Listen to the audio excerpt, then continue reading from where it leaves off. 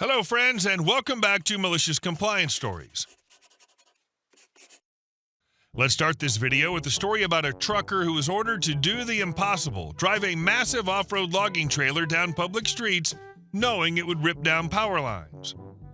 But before we begin, best way to support our channel is to leave comments, like, and subscribe with the turned-on bell so you don't miss the new video every single day. Here we go. You want me to rip down power and telephone lines? Alrighty then. My husband's a truck driver in the woods. He loads up the logs on the trailer in the woods and then drives to the wood mill to deliver. My husband worked for a small company where the owner's so hands-off it doesn't make any sense. His famous last words were, "Do the best you can." Hubby had some trailer issues, so he unloaded and called his boss to let him know he was going to need someone to come and remove his trailer stake so he can drive down the road to bring his trailer to get fixed. Now, his boss told him that he was not paying someone to come and remove the stakes. Now, let me explain the trailer my husband used. It was 12 feet wide and the stakes were 14 feet high. This was a massive trailer used for off-road use. You're not supposed to drive on the main roads with it. The boss just told him to drive the effing thing to the shop, so hubby mentioned the electric lines and the telephone lines. The boss said, "You'll be fine. You won't touch the lines. Just get it to the shop." His boss has never driven a truck, he just owns them and expects everyone to take care of themselves when there's a breakdown. So hubby said, "Fine, but don't blame me if everyone loses electricity, including yourself." So hubby left the woodyard and started driving to the shop. It was about a 2-hour drive to get from the woodyard to the shop.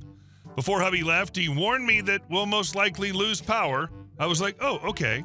I was planning on going grocery shopping anyway, so hubby drove by our house. We still had power, so about 10 minutes later, the power went out.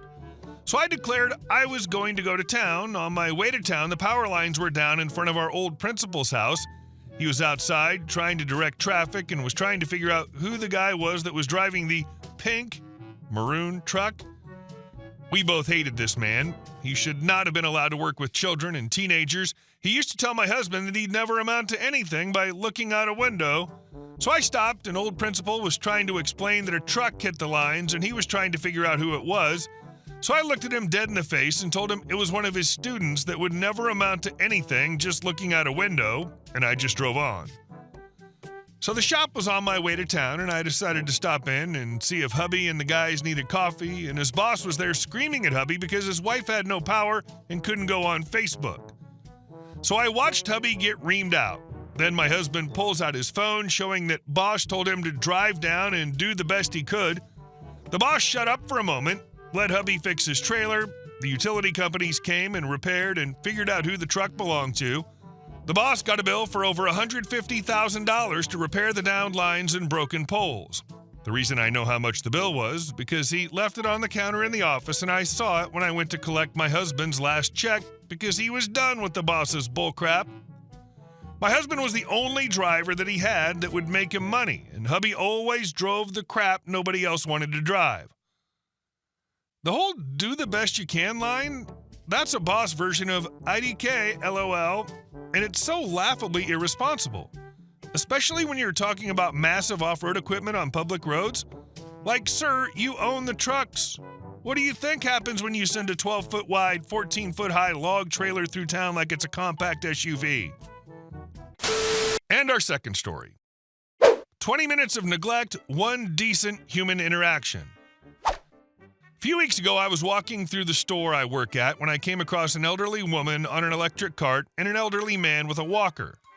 They asked if I could help them cut some wood. I'm not qualified to do so, so I told them as much.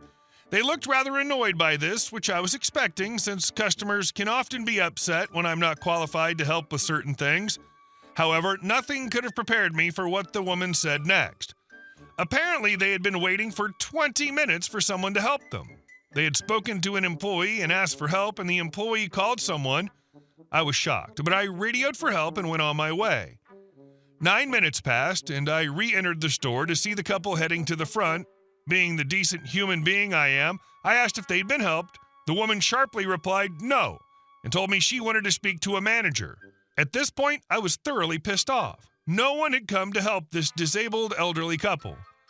As I walked with them to the manager, apologizing profusely for how they'd been treated, the wife enlightened me about a few more things, namely that the employee who'd radioed for help was aloof and dismissive the whole time. This further boiled my blood because that's not how we treat customers, especially a disabled elderly couple who needed to get home before dark due to difficulties driving at night. Did I mention this was after 5 p.m., before daylight savings ended? In her infinite kindness, the woman told me that she would tell my manager that I wasn't at fault here. She said, "I'm so angry right now, but I don't want you getting in trouble for something you didn't do." Once we arrived at the manager, the woman was very frank and angry. She unloaded about the horrible customer service and even said, "The boy who brought us to you is the only person who even tried to help us, and he isn't even qualified to." The manager radioed one of the other managers to help the couple cut the wood. It was a few weeks ago, but my blood still boils over how this couple was treated. All they wanted was some wood cut, and they were treated appallingly. Even though they were mad, they still went out of their way to make sure I wasn't thrown under the bus. Their willingness to do anything other than leave us a horrible review is something worthy of sainthood. I really hope the managers found out who that disrespectful employee was, because I think a firing is in order. Your reaction was exactly what more employees need to be trained for. You didn't pass the buck, you owned the situation, even though it wasn't yours to fix. And the fact that this couple still had the grace and emotional bandwidth to shield you from any fallout? That's rare.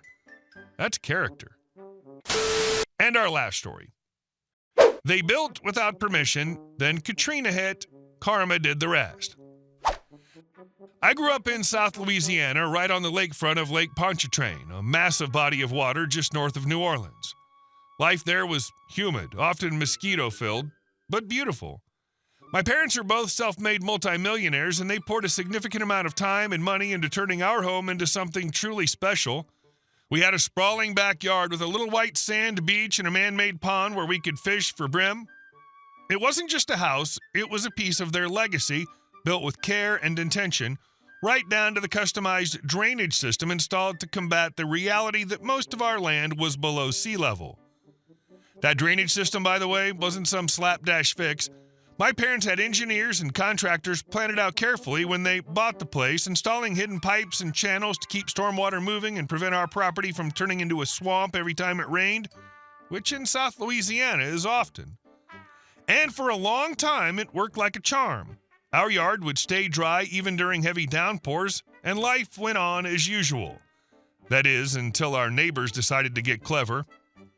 When I was around 10 or 11, our next-door neighbors built a bulkhead, a retaining wall structure meant to stop erosion or rising water along the property line near the lake.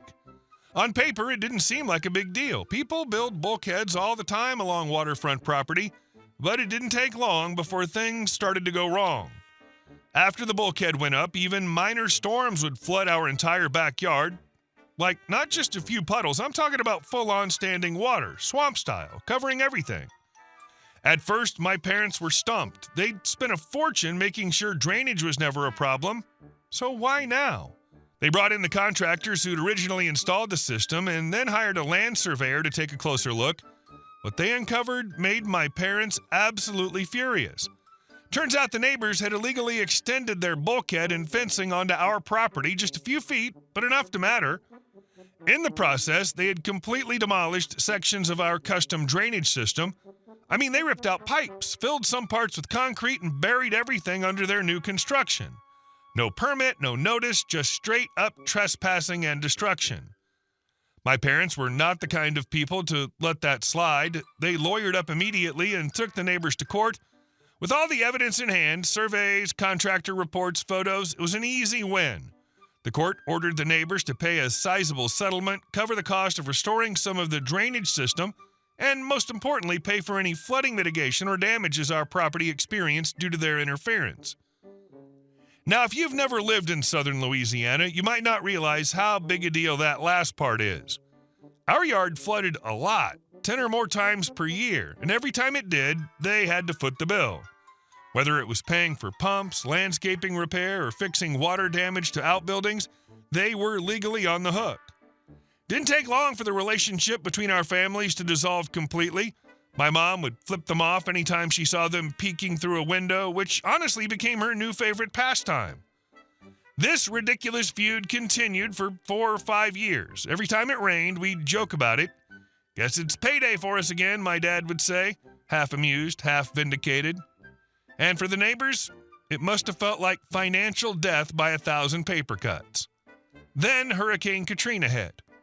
Our house wasn't in New Orleans proper, but we were still well within the storm's wrath. The lake surged, winds howled, and water came from every direction. The damage was catastrophic. Homes were gutted, yards became lakes. But what made it even worse for us was that their bulkhead, still standing strong, redirected massive amounts of floodwater straight into our yard. Essentially, it created a dam that forced the water onto our property like a fire hose. Our house took on way more water than it should have, and the damages were astronomical. Later, when all was said and done, the total repair cost directly attributed to the bulkhead came out to several $100,000, and because of the original court ruling, the neighbors were still responsible for paying it. After that, they moved away. Can't really blame them. Katrina changed everything, but their obligation didn't end with their zip code. To this day, my parents still receive checks from them, or more accurately, from whatever insurance or escrow account they set up as part of the settlement. Anytime a heavy storm rolls in, the yard floods, my parents sit back, pour a glass of wine, and laugh. What was once a source of rage has now become a kind of poetic justice. Every time it rains hard, my dad goes out onto the porch, looks over the yard with a half smile, and mutters, "Thanks again, bulkhead." Then he goes inside and sends the invoice. What makes the story even better is that it's not vindictive for the sake of being mean. It's a case of don't mess with people who know what they're doing and are ready to lawyer up. Your parents took the high road and paved it with a legally binding storm-powered toll booth. Hey guys, thank you all for watching the video. I'll see you in the next one.